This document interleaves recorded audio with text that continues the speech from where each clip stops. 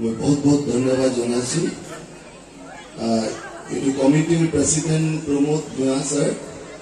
secretary Ratul Saikia sir Dhekiajuli समाज राज विकास केंद्र তাৰপিছত মই ভুল কৰিলে মাফ কৰিব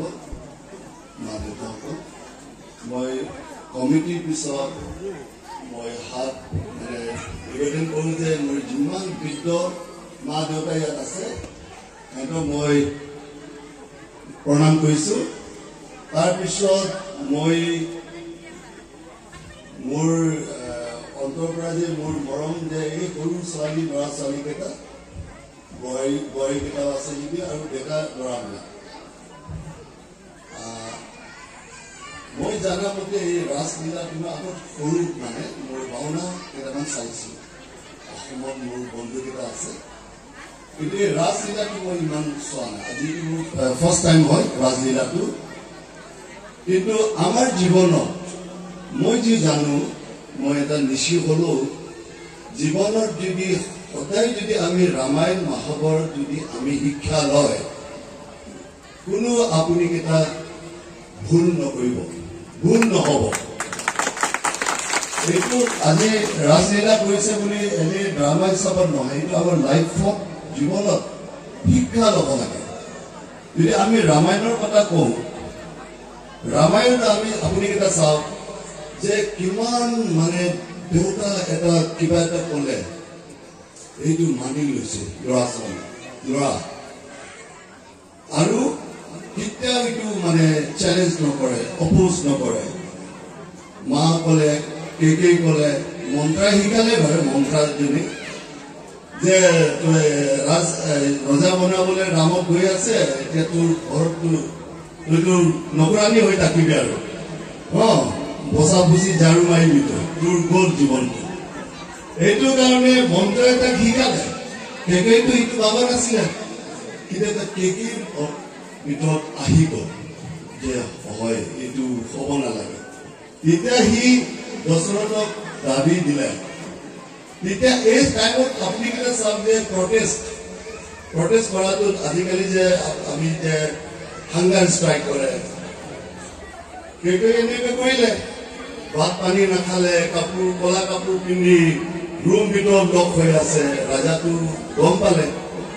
বা কেকে ঘৰৰ পৰা নোলায় কি হ'ল এতিয়া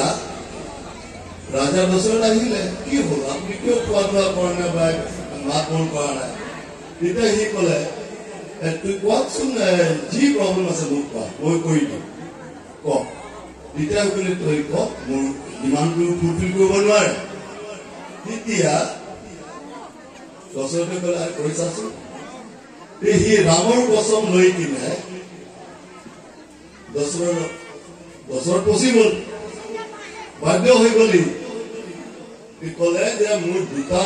আপোনাৰ পৰা বৰ আপুনি মোক দুটা দিবলৈ কৈছিলে দিম বুলি এইটো বৰটো দুটা মোক লাগে কি বৰ কওক এইটো কিবি ভৰতক ৰাজা বনাব লাগে ৰামক নহয় ঠিক আছে তাৰপিছত আকৌ ক'লে ৰাম বনবাস যাব লাগিব সাধু ড্ৰেছত 14 years 14 বছৰ বনবাস যাব লাগিব তেতিয়া দশৰথ পচি গ'ল সি কেতিয়াবা মানে প্ৰমিছ কৰিছিলে যে যি আগৰ কথাটো কি সত্যবাদী যি ক'ব এইটো হ'ব মানে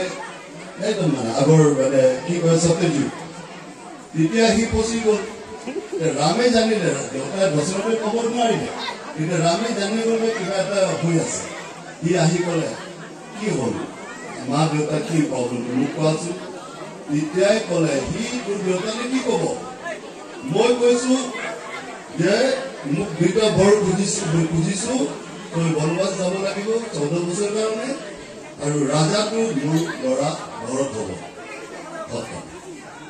ইয়াত আমি চাওঁ যে সি কৈছে ইমানেই কথা নেকি মা ইমানেই কথা এতিয়া সি ৰেডি হৈ গ'ল তাত এটা কাহিনী আছে মই অলপ বেছি বেয়া নাপাব আপুনি মানে এইটো শিকা বস্তু তেতিয়া কি ক'লে যে যাব